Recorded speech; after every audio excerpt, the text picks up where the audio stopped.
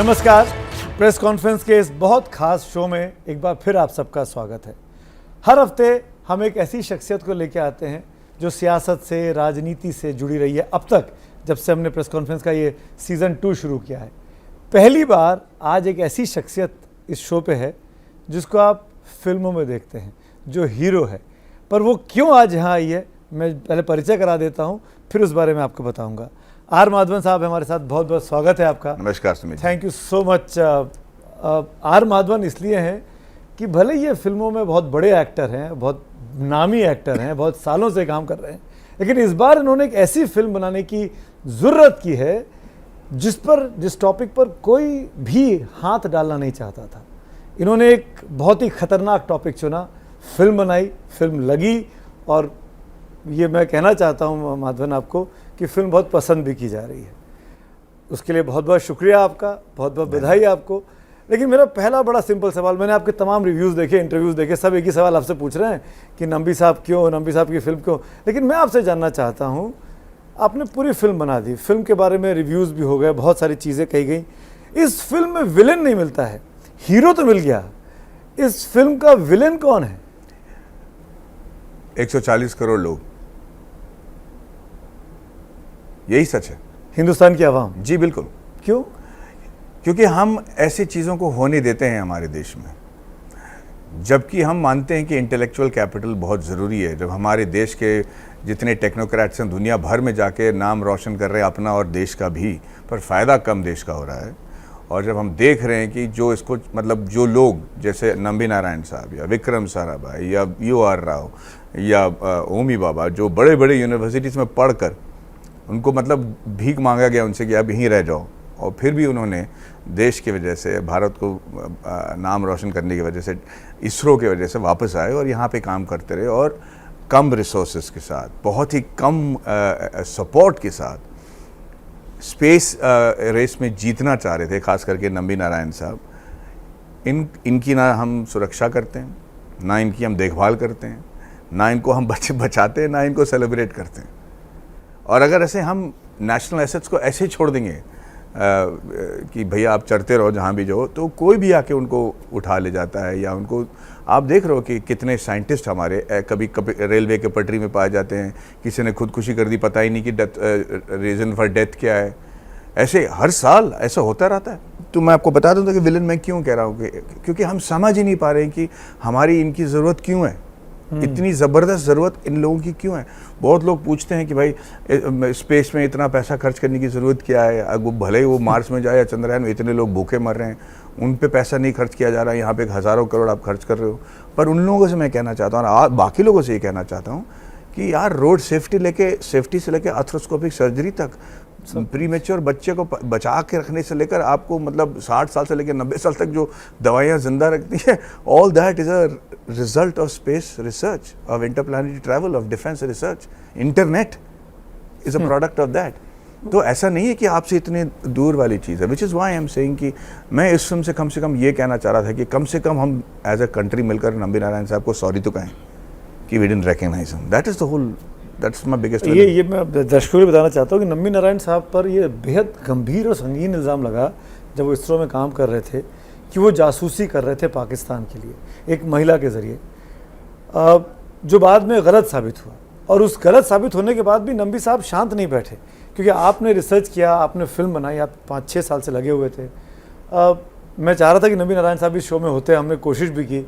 आप बताइए कि नंबी नारायण साहब जो कि इतने बड़े साइंटिस्ट थे, जो मेरे ख्याल से कलाम साहब से कम कैलिबर के नहीं माने जाएंगे कभी भी जब भारत का स्पेस साइंस का जब इतिहास लिखा जाएगा, उनके साथ ऐसा क्यों किया गया और किसने किया? क्या आप समझ पाए इस पूरे रिसर्च के दौरान? देखिए, ये बात बहुत साफ है कि क्यों किया गया। नंबी नारायण साहब इतने बड़े जीनियस थे कि उनके अंडर बहुत सारे इंपॉर्टेंट डिपार्टमेंट्स थे 1994 पे, और वो second stage, fourth stage, cryogenic, सबके वो प्रोजेक्ट डायरेक्टर थे। और इसलिए थे क्योंकि वो काबिल भी थे, जीनियस भी थे, और वो नए तरीका निकालते थे। सबसे बड़ी बात है जो आवाम को नहीं पता, या आजकल जो पिक्चर देखें शायद उन्हें पता रहेगा, उन्होंने एक इंजन बनाई है जिसका नाम है विकास इंजन, जो हम जब से हमारे इसरो में इंस्टॉल हुआ है तब से आज तक कभी फेल नहीं हुआ। लॉन्चेस फेल हो सकते हैं, सैटेलाइट फेल हो सकते हैं, पर नंबी नारायण साहब की इंजन फेल नहीं हुई आज तक। और इसरो का कोई भी लॉन्च नंबी नारायण साहब के विकास इंजन के बगैर आप नहीं कर सकते। तो ये एक बहुत ही इंपॉर्टेंट इंडिविजुअल पता नहीं है हिंदुस्तान को, हिंदुस्तान इसीलिए 140 लोग करोड़ का इल्जाम ठहरा जी, क्योंकि हिंदुस्तान को नहीं पता है पर दुनिया भर के लोगों को पता है। और उनको पता चला कि इस आदमी को टपका दो तो इसरो गायब, तो भारत खराब। 20 साल पीछे चले गए साहब, हम 20 साल पीछे एरोस्पेस इंजीनियरिंग में चले गए और लोगों को लगता है कि यार एरोस्पेस से हमारा क्या लेना देना। ये कहानी समझ में आती है कि अमेरिका को हिंदुस्तान के स्पेस प्रोग्राम से दिक्कत थी। अमेरिका जो चीज़ 100 रुपये की बना रहा था, हम उसको 5 रुपये में बेचने वाले थे। एम आई राइट? हासिल करने वाले थे। अमेरिका ने साजिश रची, हमारे बड़े साइंटिस्ट को अमेरिका की साजिश का वो हिस्सा बने, जैसा कि लगता है। आई डोंट नो कि क्या सच्चाई है। तो कहीं ना कहीं इंडियन सिस्टम के लोग भी तो इन्वॉल्व होंगे। क्यों इंडियन पुलिस, केरल की सरकार, हिंदुस्तान की सरकार पे सवाल नहीं उठ रहे हैं? क्यों सिर्फ अमेरिका तक बातें रुक जा रही हैं? सही सवाल है। मुझे भी नहीं पता कि इसमें कौन इन्वॉल्व है। मैं नहीं कतई कह रहा हूँ कि अमेरिका इन्वॉल्व है, मैं सिर्फ ये कह रहा हूँ कि अमेरिका को बहुत तकलीफ हो रही थी विद इंडियाज प्रोग्रेस। उन्होंने जब क्रायोजेनिक इंजन नंबी नारायण साहब रशिया USSR से उस वक्त लेके आ रहे थे, तो एड़ो मतलब एड़ी चोटी की उन्होंने पूरी कोशिश लगा दी कि ये क्रायोजेनिक इंजन इंडिया के पास न पहुँचे। लीगैलिटी के, उनके कॉन्ट्रैक्ट के लीगैलिटी के थ्रू ही नंबी नारायण साहब अपनी क्या बोलते हैं सामर्थ्य के साथ और इंटेलिजेंस के साथ वहाँ से इंजन ले आ पाए। टेक्नोलॉजी ट्रांसफर तो देने रहे थे पर इंजन लेके आए। और उनका मानना था कि नो हाउ से ज़्यादा नो वाई जाना ज़रूरी है, मेरे को नो वाई मिल जाएगा, मैं कर लूँगा। पर आज तक हम नंबी नारायण के बारे में सुने ही नहीं। इतना सब कुछ केस हो गया साहब। बिल्कुल। तो उस वक्त तो किसी को खाक पड़ता रहेगा उनके बारे में। उनको पता ही नहीं था कि नंबी नारायण कौन है, कि वो कर क्या रहे हैं और उनकी अहमियत क्या है। तो उनको टपकाना तो बहुत ईजी काम हो गया। और अगर कोई कर भी रहा है, अगर कोई पुलिस ऑफिसर उनको अरेस्ट भी कर रहा है या कोई बंदा इन्वॉल्व भी है हमारे देश से, जो कि बहुत सारे लोग थे, चाहे पॉलिटिशियन हो, चाहे पुलिस वाले हो, चाहे IB वाले हो, उनको पूरा पिक्चर तो पता नहीं था। उनको थोड़ी पता था कि वो अपने ही पैर पे कुल्हाड़ी मार रहे हैं। राइट।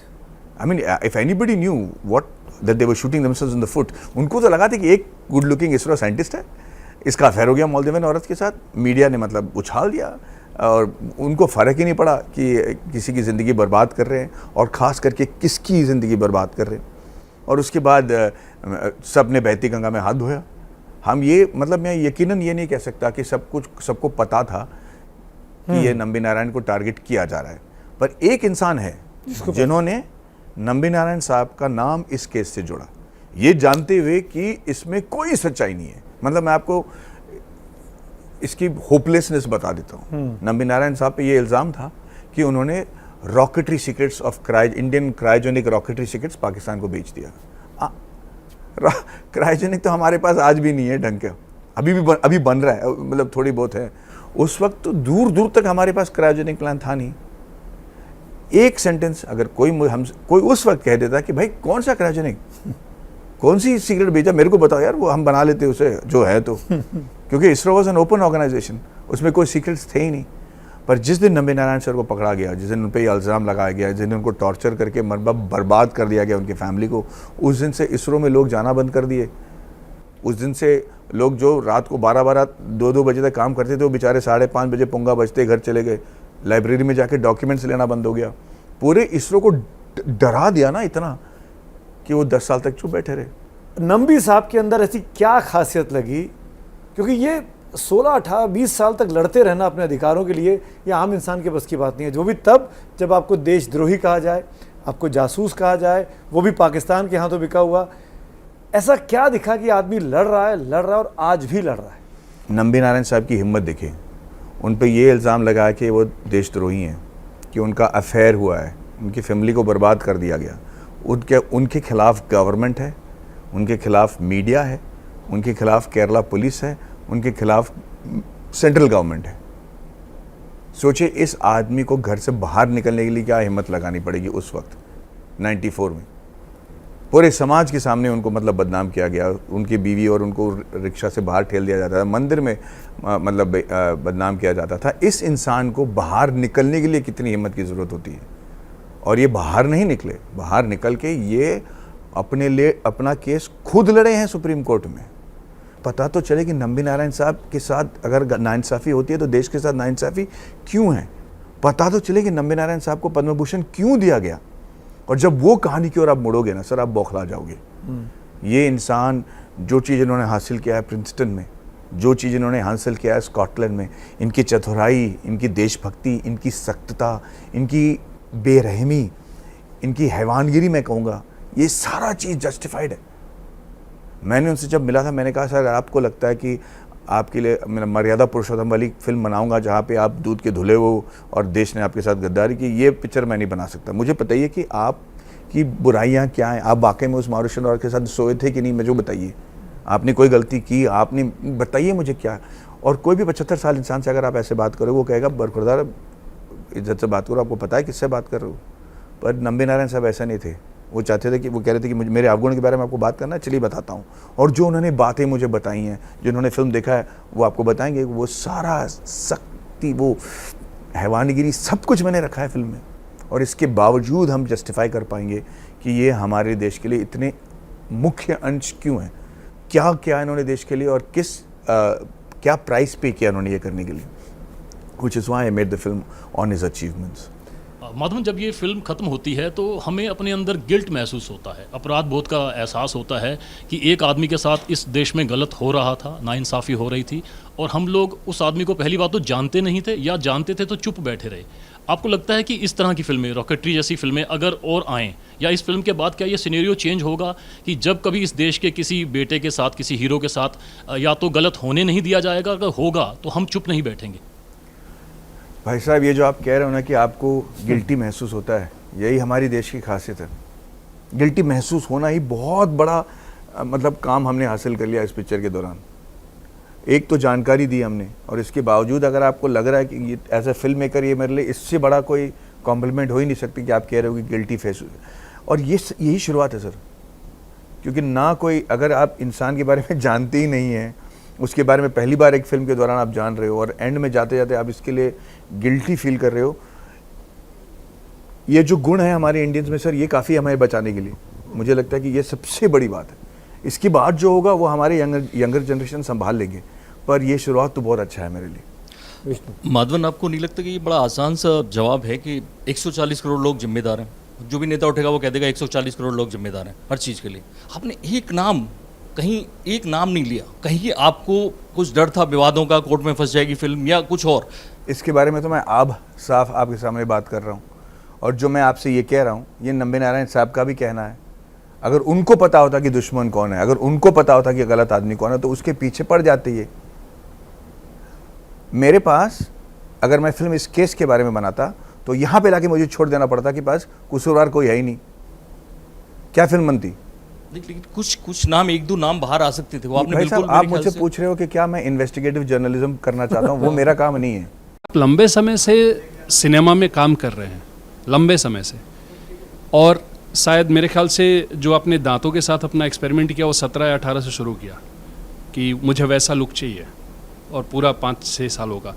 लेकिन आपको लगता है कि यही वो मुफीद समय है कि अमुक सरकार रहेगी तभी ये फिल्म मैं बनाऊंगा, या फिर ऐसा नंबी नारायण साहब से आपकी मुलाकात ही लेट हुई पद्म भूषण के समय ही? नंबे नारायण साहब से मेरी मुलाकात 2016 में हुई।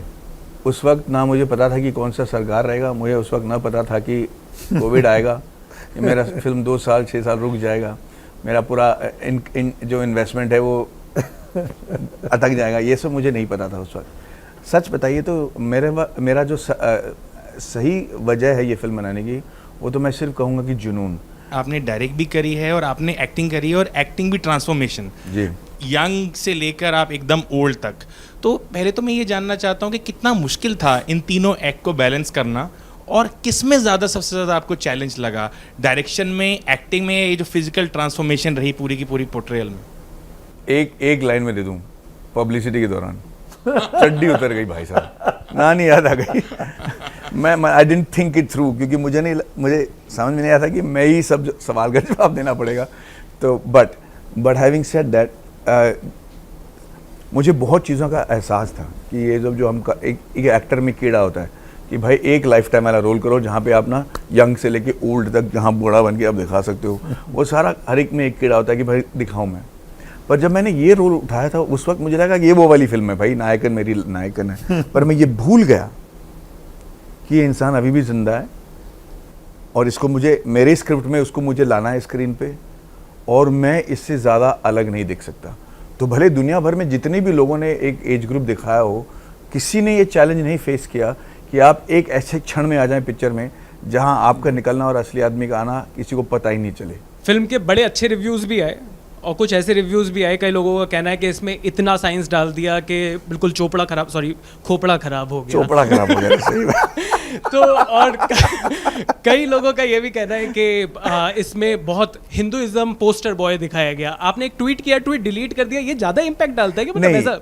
बहुत सही कहा आपने। मैंने इसलिए डिलीट किया क्योंकि मैं ना मुद्दा बदलना नहीं चाह रहा था। मैं जैसे कह रहा हूँ ना कि हमारी मकसद ये थे ही नहीं। कुछ लोगों को अगर इस बात की तकलीफ है कि नंबी नारायण साहब हिंदू हैं, तो मैं उसका क्या जवाब दे सकता हूँ भाई? मतलब मैं ऐसा क्या कर दूं कि आपकी मन तसल्ली हो जाए? और वो भी हमारी देश के नागरिक हैं। अगर मुझे किसी से लड़ना ही है तो मैं दुश्मन से लड़ना चाहता हूँ, अपने लोगों से नहीं। और लड़के फायदा नहीं है, क्योंकि ये लोग समझें यार इनकी एजेंडा क्या है। कम से कम ये तो समझे कि इसी देश में वो भी रह रहे हैं, उनके बच्चे भी यहीं रहने वाले हैं, तो यार वो कम से कम अपने देश के हित के लिए कुछ करो। दूसरी बात ये है कि मैं ऐसे जो टेक्निकल बातें की बात आप कर रहे थे सर, ये रॉकेट साइंस है। मैं पूरी तल के नहीं दिखाऊंगा आपको कि यार रॉकेट कैसे उड़ते हैं। मेरा मतलब यही है ना कि अभी ये रॉकेट इंजन फिल्म आई थी ना, आपके बारे में नहीं समझ में आता तो नहीं समझ आना नहीं चाहिए आपको। और मैं सोचा समझा जवाब है ये पूरी तलने वाला जो एग्जाम्पल है। मतलब ये कि मुझे पता है कि इसरो साइंटिस्ट रॉकेट से अपना नाम जुड़ते हुए गर्व महसूस करते हैं। मेरा कहना का मतलब यही है, क्योंकि जो भी हमने साइंस दिखाया है, भले आम आदमी को न समझ, और मैं नहीं मानता कि उनको समझ में आता है। जो रिव्यू लिखते हैं, जो जर्नलिस्ट है, उनको नहीं समझ में आता है, तो उनको लगता है कि मैंने ऐसा कोई मुंह तोड़ बात नहीं कही पिक्चर में। बहुत सिंपल सी साइंस है वो। आप पब्लिक फिगर हैं, आप जो काम कर रहे हैं उसको दोनों तरीके से देखा जा सकता है, अच्छाई भी और बुराई भी। अगर आलोचना किसी ने कर दी तो उसको एक्सेप्ट कर लेना चाहिए ना। आपने ट्वीट किया, आपने ट्वीट डिलीट कर दिया, ऐसा लगा कि शायद आप मतलब आलोचना को पसंद नहीं कर रहा है आप। नहीं, मेरा ट्वीट वो आलोचना के बारे में नहीं था। मेरा ट्वीट ये था कि ये किस बात पे आप मुद्दा कर रहे हो, कि अगर नंबी नारायण साहब हिंदू हैं तो मैं उनको क्या दिखाऊं कि आपको मैं मतलब आपको दिल को तसल्ली दे दूं। फिर मुझे लगा कि ये बहस की बात होगी। पिक्चर में जो नंबी नारायण साहब की खासियत है, वो चीज़ को मतलब ये कोई और डायरेक्शन में चला जाएगा, जो कि बहुत आसान है आज के दिन करने के लिए। नंबी नारायण साहब की ज़िंदगी पर क्या इस फिल्म से कोई फ़र्क पड़ेगा, पड़ना चाहिए? आपसे उनकी बात हुई हो इस फिल्म के बाद, पिछले कुछ दिन इस फिल्म के आने के बाद, क्या उनकी ज़िंदगी पहले से कुछ बदली है? इस फिल्म के पहले तक तो कोई जानता भी नहीं था भाई साहब। ये जो आप सवाल मुझसे पूछ रहे थे ना इसके पहले कि ये सब ऐड कर सकते थे, आपने शायद रिसर्च किया होगा, पर ये करुणाकरण कौन है और ये आर.बी. श्री कुमार कौन है और नंबी नारायण कौन है, किसी को पता ही नहीं था पिक्चर रिलीज होने से पहले। दूसरी बात यह है कि आज मैं उनके साथ ही दिल्ली आया हूँ। सिक्योरिटी गार्ड जो उनको कर रहा था ना, वो उनसे कह रहा था नंबी नारायण साहब हमें माफ़ कर दो। ये सॉरी नंबी नारायण वाली जो बात हो रही है, जो भी लोग उनके साथ फोटोग्राफ खींचे हैं, ये तो हो रहा है, ये मेरे आंखों के सामने हो रहा है, उनके सामने हो रहा है। और मुझे नहीं पता कि उनकी लाइफ में बहुत बड़ी कोई तब्दीलियाँ आई हैं या उनको कोई ज़्यादा फ़र्क पड़ा है, पर मैं जानता हूँ कि पिक्चर रिलीज़ होने के बाद से उनके चेहरे पे मुस्कुराहट ज़्यादा है, उनको वो शांत ज़्यादा दिख रहे हैं। जब आपने ये मूवी ऑप्ट करी, चूज़ करी, आपके दिमाग में उस समय क्या आइडियाज़ थे? बिकॉज कोई एक्टर अगर कोई मूवी चूज़ करता है तो he has a lot of ideas. वो बहुत जगह सोचता है कि अगर मैं मूवी करूँगा कंट्रोवर्सीज ना हो जाए या गलत ना हो जाए। तो आपके पास ये आइडिया कहाँ से आया कि आपको ये मूवी करनी चाहिए? बहुत अच्छा सवाल है। मैं जब मेरे दोस्त ने इस नंबी नारायण साहब के बारे में जिक्र किया था, तो मैं कह रहा था कि अब मैं जाऊँगा ट्रिवेंड्रम में और मिलता हूँ इस इंसान से, क्योंकि मुझे लगा कि एक चीप वाला जो है quick poor man's James Bond वाली फिल्म बना देता हूँ, क्योंकि वो दिखने में इतने अच्छे थे कि it was very difficult to believe कि उनका अफेयर हुआ नहीं होगा। इतने अच्छे देखने में थे वो नंबी नारायण साहब। और उस दौरान मैंने थोड़ा रिसर्च शुरू किया, तो एक इंटरव्यू मैंने देखा मलयालम में, और इस इंटरव्यू में नंबी नारायण साहब बैठे हुए थे। उस इंटरव्यू का एक हिस्सा हमने क्लाइमैक्स में यूज़ किया है, जहाँ पे उनके आँख में आंसू आते हैं, और वो रोए और कह रहे थे कि यार ये मैं 25 बार दिल्ली जा चुका हूँ, हर वक्त ये अर्जन हो जाता है। मैं जाता हूँ, सामने बैठता हूँ, जज मुझे देखते हैं, अर्जन हो जाता है। And this case is going to go on and on and on and Nambi Narayan will die.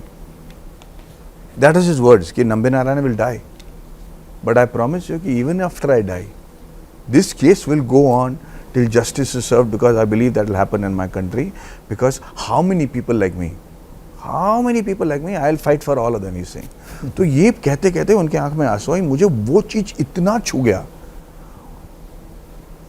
उसके बाद ना मुझे कुछ दिखाई नहीं दिया, मैं सच कह रहा हूँ। उसके बाद ये क्यों कर रहा हूँ मैं, मेरी बीवी पूछ रही कि तुम डायरेक्ट भी करोगे, अभी पागल हो गए हो, क्योंकि डायरेक्ट तो मैं करना नहीं चाह रहा था, पैसा भी डाल दिया। तो उसके बाद there was no rationale for me to do it. It just became a passion. Shahrukh Khan को क्यों लिया गया इस फिल्म में? शाहरुख खान, मैंने पढ़ा कहीं कि वो खुद करना चाह रहे थे इस फिल्म को, इज इट ट्रू? जी, ये फिल्म जब बन रही थी, ये छोटी फिल्म थी भाई साहब, हम नहीं चाह रहे थे, हमारे पास उतना पैसा था भी नहीं और हमें यकीन भी नहीं था कि ये इतनी बड़ी फिल्म बन जाएगी। पर एक मैं शाहरुख खान के साथ, शाहरुख साहब के साथ मैं वो ज़ीरो फिल्म कर रहा था, उस वक्त हमने इस फिल्म की जिक्र की थी, उन्होंने कहा थी तू कुछ ना कुछ अलग करते रहता है। मुझे पता भी नहीं था कि उन्होंने ये पूरी कहानी सुनी भी कि नहीं, पर उनके जन्मदिन पर जब हम घर गए थे, उनके घर गए थे, तो उन्होंने कहा कि मैडी तुम्हारे उस पिक्चर में ना मैं एक रोल करना चाहता हूँ। अच्छा, खुद ही कहा। और मुझे लगा कि मुझे तो इस बात का मतलब मैं बहुत खुश हो गया था कि यार इनको मेरा स्क्रिप्ट याद है अभी तक, कम से कम इतना तो याद है कि रॉकेट साइंटिस्ट के बारे में। तो मैंने कहा बहुत अच्छी बात है सर, थैंक यू। इसे नहीं मैं सच कह रहा हूँ यार, ये मजाक समझ रखा है, उसको बोलो मैं करना चाहता हूँ। मैंने कहा ठीक है सर। तो उनको लगा कि मैं समझ रहा हूँ कि ये मजाक है, तो कुछ बोलने वाले थे, तब तक बाकी दोस्त आ गए, फिर हम घर चले गए। सरिता जो मेरी बीवी है, she is a big fan of Shahrukh Khan. उन्होंने कहा कि यार कम से कम मैसेज तो कर दो कि we are glad that you remembered the script. हमने मैसेज किया तो उनकी तरफ से फ़ोन ही आ गया, उनके असिस्टेंट की तरफ से, कि वो पूछ रहे कि डेट कब है। मैंने कहा देखो भाई, बैकग्राउंड में पासिंग वाली जो वो रोल करना, मैं शाहरुख खान को मेरे फिल्म में बैकग्राउंड में पासिंग थोड़ी कराऊंगा, that's what he wanted to do, कि मेरे को बैकग्राउंड में कुछ पासिंग करा दूँ। तो मैंने कहा वैसा रोल नहीं है। तो इसे क्या रोल? मैंने कहा है एक रोल, बट इसे आपको कितने दिन चाहिए, बस इतनी बात हुई। अच्छा।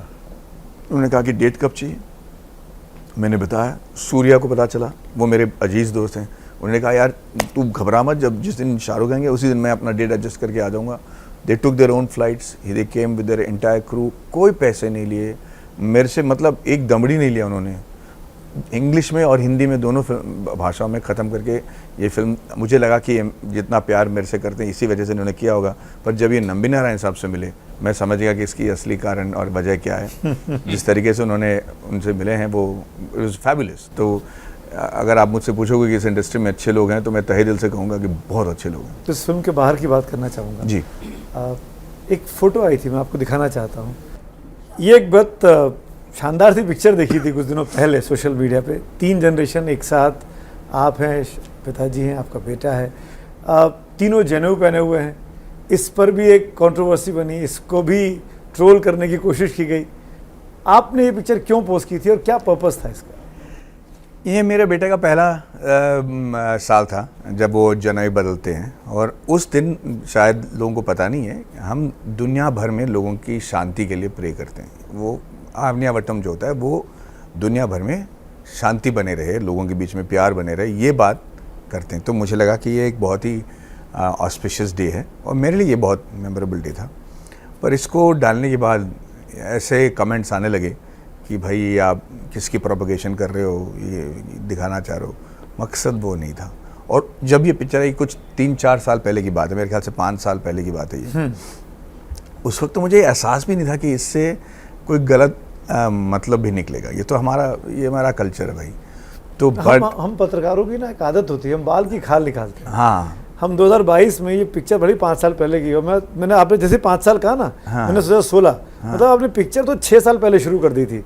आपके दिमाग में तब था कि एक हिंदू साइंटिस्ट है। उससे पहले की बात है। उससे पहले की बात है? हाँ, पक्का? हाँ, 100%। क्योंकि मुझे पता है कि विष्णु ने जो सवाल पूछा था ना, नहीं, आपने जानबूझ के इस तरह की चीजें बोली, जोड़ी? नहीं, उससे पहले की बात है ये। वेदांत की हम बात कर रहे हैं। वेदांत बड़ी न्यूज़ में रहा इन दिनों रिसेंटली जी। आप स्विमर हैं, अच्छी स्विमिंग कर रहे हैं। आप ये देखिए, ये वीडियो है जब उनको पार्टिसिपेट किया उन्होंने, ये आप ही के इंस्टाग्राम से लिया हम लोगों ने जी। कोई ख़ास वजह कि माधवन का बेटा स्विमर है, या एक्टिंग नहीं करेगा, या एक्टिंग करेगा तो कब करेगा, क्या प्लान है? ऐसा तो नहीं हो सकता ना कि मैं कहूँ कि भाई से तू एक्टर मत बन, तू स्विमर बन, और भी इस लेवल का स्विमर। हाँ। The proud moment for India. या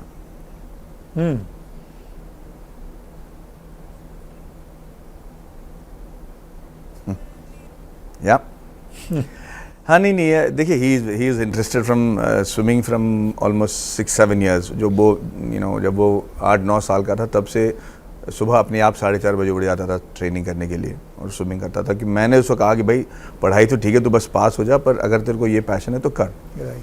मेरा मकसद ये नहीं था कि तू मेरा एक्टर का बेटा है, तू एक्टिंग मत करना, तू उसको और कर ले, क्योंकि वो वजह नहीं हो सकती कि वो इतना एक्सेल करे। So he is interested in swimming and he is not interested in acting right now. तो कोई वजह है ही नहीं कि मैं उसको कहूँ कि आप इस तरफ अपनी एक और, क्योंकि हम सोशल मीडिया की बात कर रहे हैं और आपने ट्रोल्स की बात भी की थी अपने शुरुआती आंसर में। अब जगह जगह पिक्चर लगी आर्यन के साथ वेदांत की और एक कंट्रोवर्सी क्रिएट करने की कोशिश की गई, जबकि आप शाहरुख के साथ काम कर रहे थे। मुझे नहीं पता कि फिल्म पूरी हुई थी, प्रोडक्शन में थी या कहाँ थी जब आर्यन खान का एपिसोड हुआ। आपको लगा कि उसने कहीं इम्पैक्ट डालने की कोशिश की आपकी और शाहरुख की रिलेशनशिप को लेकर? ये जो ट्रोल्स होते हैं आपस की दोस्ती पर असर डालते हैं? मुझे लगता है कि शाहरुख खान भी उतने मैच्योर हैं और मैं भी इतना मैच्योर हूँ, और मेरा बेटा भी और उनका बेटा भी इतना मैच्योर है कि समझ जाते लोग कि क्यों किया जा रहा है। एक छोटी सी बात और मुझे पूछनी थी कि इतने सारे सवाल उठे हैं कि आप अमुक चीज़ आपने नहीं दिखाई, ये चीज़ नहीं दिखाई। आपको लगा कि जिस तरीके से OTT प्लेटफॉर्म्स, जिस तरीके से लोगों के पास पहुंच और जिस तरह से लोग उससे जुड़े हैं, उसमें आपको नहीं लगा कि कहानी कुछ ऐसा है जो बहुत कुछ रह गया है, तो इसे हमें क्यों ना सीरीज वाइज बना देता, एपिसोडिक, तो शायद ज़्यादा कह पाता? कुछ ऐसा अफसोस रहा क्या?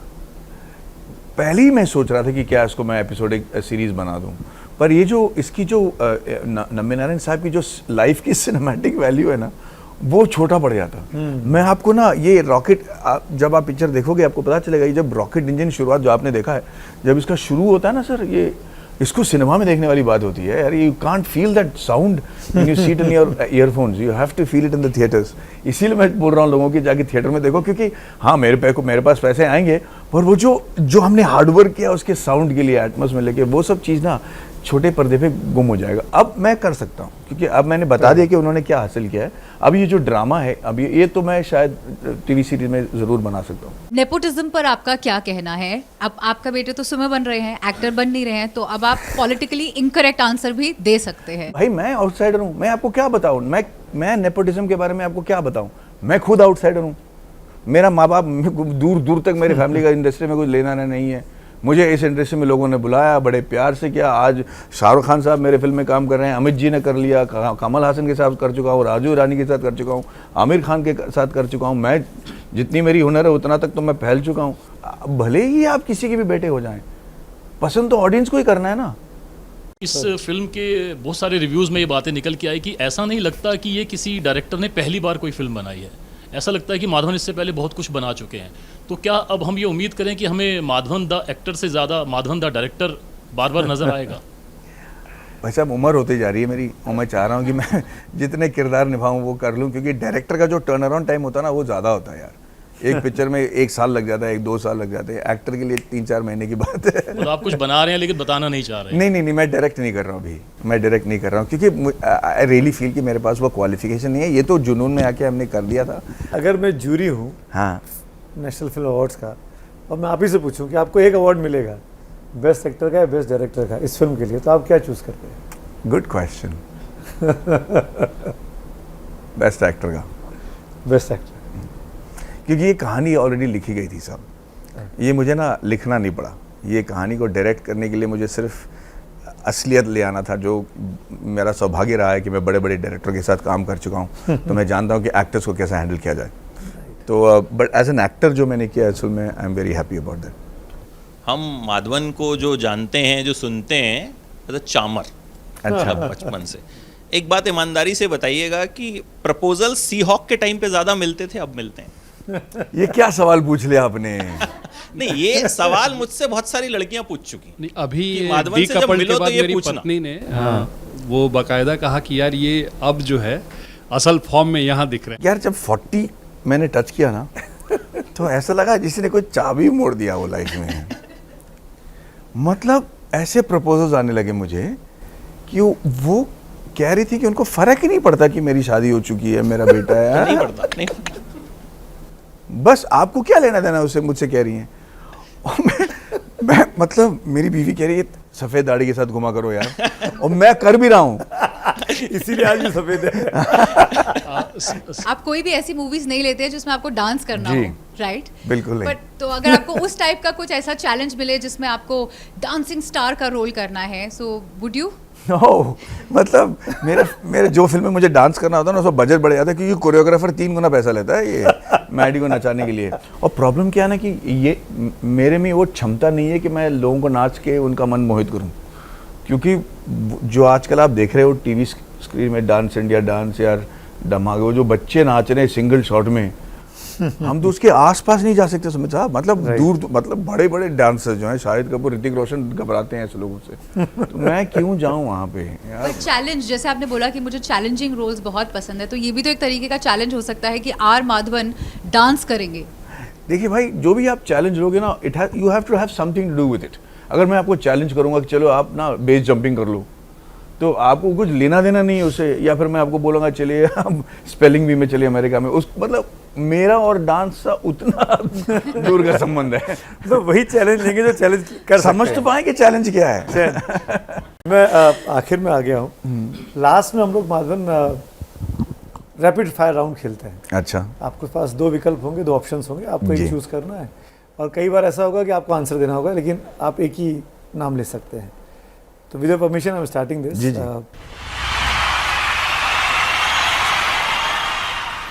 आज जब आप दोनों नावों की सवारी कर चुके हैं, एक्टर और डायरेक्टर, तो मेरा बड़ा सिंपल सा सवाल है जो पूछा गया कि आप आगे क्या करना चाहेंगे, एक्टिंग या डायरेक्शन? एक्टिंग। डायरेक्शन क्या बिल्कुल नहीं करेंगे? यार मैं बहुत अमीर एक्टर नहीं हूँ एक्चुअली। अब मेरी बीवी ने मुझसे कह दिया कि आप डायरेक्टिंग प्रोडक्शन वाले काम करोगे तो घर में मत घुसना, पहले घर खरीदते हैं। तो ये सब चीज़ें मेरे नज़र में है, तो I have to make some money right now. आपने फिल्मों में काम किया, आप OTT पे दिखाई दिए, टीवी में थे, सीरियल्स पे थे। पहली पसंद क्या है, बड़ा पर्दा या छोटा पर्दा? फिल्म्स विदाउट डाउट, मतलब कोई झिझक ही नहीं उस बात में। तब क्या आपको छोटे पर्दे ने बनाया? बनाया होगा, मतलब मैं there is a limit what you can be grateful to, but it's brought me to the large screen. एक ऐसा रोल जो माधवन को अब लगता है कि नहीं करना चाहिए था? मुझे लगा था कि डीकपल्ड वाला जो रोल है आर्या, रिलीज़ होने से पहले मुझे नहीं करना था, क्योंकि कुछ ज़्यादा ही शॉकिंग था वो। और मैंने और मेरी बीवी ने तय कर लिया था कि ये बहुत बड़ा डिज़ास्टर है, तुमने पैसों के लिए किया ये अपने रॉकेटरी रिलीज़ करने के लिए, तो चुपचाप जो है निकल जाओ पतली गली से, इसके बारे में जिक्र ही मत करना। पर इट वॉज, वो बाद में मैंने रियलाइज़ किया कि it is actually very close to my heart. तो अगर उस वक्त आप पूछे तो मैं यकीनन कह सकता था कि I shouldn't have done Arya, but now I am not so sure. अब एक ऐसी गलती जिसका आपको जीवन भर अफसोस है, अगर आप शेयर करना चाहें कि ये नहीं करना चाहिए था मुझे। भाई साहब, जीवन भर अफसोस करने वाली बात, मैं सोच रहा हूँ कि इसका क्या जवाब दूँ। ऐसी कोई बात है नहीं कि जीवन भर तक मुझे ये अफसोस रहेगा। मतलब मैं आपकी शायद हेल्प कर दूँ। बोलिए। गजनी आपको ऑफर की गई थी, हाँ, आपने नहीं की, जी, अफसोस है? बिल्कुल, जीवन भर का अफसोस तो बिल्कुल ही नहीं। ओके। पर उस वक्त का भी अफसोस नहीं है, क्योंकि जब गजनी मुझे बताई गई थी ना, उस वक्त उन्होंने मुझे सिर्फ सेकंड हाफ बताया। और आज भी मैं मेंटेन करता हूँ कि फिल्म हिट हुई because of the first half which is a romantic story. और सेकंड हाफ में मतलब उसका माइंड नहीं है और 2 विलन हैं, वो सब तो जो मैंने तमिल में सुनी थी ना, उस वक्त एक ही विलन के 2 हम शक्ल थे, तो वो तब not at all able to digest it. I think it work because of Surya and Asin's romance. Right. एक ऐसी हीरोइन जिसके साथ आप आज भी काम करना चाहते हैं, प्रेजेंट टाइम की? मधुबाला पे मत जाइए। नहीं, हाँ। दीपिका के साथ मुझे लगता है कि she is very graceful and she has a lot to give, लोग ले नहीं रहे उनसे। एक ऐसा डायरेक्टर जिनके साथ आपकी काम करने की बहुत इच्छा है all time? Clint Eastwood. Indian बोलना पड़ेगा तो मैं बताऊंगा, पर इंडियन में तो सबके साथ मैं काम कर चुका हूँ। I don't think may be as a Madhav Shastri I would love to do a film with Sanjay Leela Bhansali to see कि ये दिखता कैसा है उस लुक में, बट उसके अलावा I don't think there is anybody else. Last सवाल, व्हाट नेक्स्ट आफ्टर रॉकेटरी? अब क्या करने वाले हैं? 2 महीने के लिए सोऊंगा, सोया नहीं हूँ मैं। उसके बाद ना सर मैं डिसाइड करता हूँ फिल्म डिपेंडिंग ऑन कि मेरे माइंडसेट क्या है। अगर मेरे घर पे मान लीजिए फैमिली में प्रॉब्लम है, तो मैं लविंग फैमिली वाला कहानी बना नहीं सकता। जिस यू नो तो माय मानसिक जो स्टेट में रहता हूँ उससे रिलेट करना चाहिए. तो I was actually in the state of Arya when I did Arya, so I have to do a film that appeals to me, और उस टाइप की कहानी. बिकॉज आज तो सबको ये क्लियर हो गया कि भाई कंटेंट अगर नहीं है तो तू गया काम से. तो we have to see directors who have evolved, and तो I can't tell you what I, but I really want to do comedy. अगर मुझे कोई कॉमेडी दे देना तो मैं फौरन साइन कर लूँ. शायद कोई देख रहा हो. हाँ प्लीज़ प्लीज़ कॉमेडी फिल्म दे दो मुझे. कभी पॉलिटिक्स में आएंगे, मन है? नहीं साहब, मुझे नहीं लगता कि मेरे में वो गुण है या फितरत है कि मैं एक पॉलिटिकल लीडर बन सकूं. मैं देश के लिए हमेशा काम करूंगा, समाज के लिए ज़रूर काम करना चाहूँगा, पर आई थिंक कि सिर्फ लीडर बनने के लिए लोगों को लीडर नहीं बनना चाहिए. और फिल्म एक्टर हूँ इसीलिए मुझे हक नहीं बनता कि मैं लीडर बन जाऊँ. जो लोग जाके ग्राउंड लेवल पे काम करने की क्षमता रखते हैं, जो लोग एक्चुअली लोगों से ये सेवा है. आई थिंक मैंने एक बार एक स्पीच में भी कहा था कि when people start after winning an election, when people start thinking it's their time to serve, not to rule, then we'll be a better country. I may end up ruling, and I don't think I'm right. I should end up serving. That's the thing. That was honest. Thank you so much, Maddie. Thank you so much, Madhavan. Thank you so much. बहुत अच्छा लगा. और माधवन के लिए तालियां. और मेरे ख्याल से हम सबको मिलके इस पे हम सब एक राय होंगे कि हम नंबी सर को सॉरी बोल दें. जी, अरे क्या बात है ना. Thank you so much. Nambi sir के लिए सॉरी. नमस्कार. तो हम सब की तरफ से नंबी सर को सॉरी है और माधवन सर को शुक्रिया है. Thank you Maddy, thank you Madhavan. R Madhavan, Maddy, हम आपको, मतलब मैं ये प्रिविलेज ले रहा हूँ, मैं ये अपना हक मान रहा हूँ कि मैं आपको किसी भी नाम से पुकार सकता हूँ, बिकॉज इतने सालों से आपको देखता आ रहा हूँ. बड़ी फैन फॉलोइंग यहाँ मौजूद थी, आपने वक्त निकाला, इसका ये बहुत बहुत शुक्रिया. शुभकामना है कि आप ऐसी फिल्में बनाते रहें और ऐसे ही छाए रहें. Thank you so much. बहुत बहुत धन्यवाद. जय हिंद. तो थैंक्स फॉर वॉचिंग. ये एबीपी न्यूज़ प्रेस कॉन्फ्रेंस के अगले हफ्ते एक नए एपिसोड के साथ हाजिर होंगे. आप देखते रहिए सिर्फ और सिर्फ एबीपी.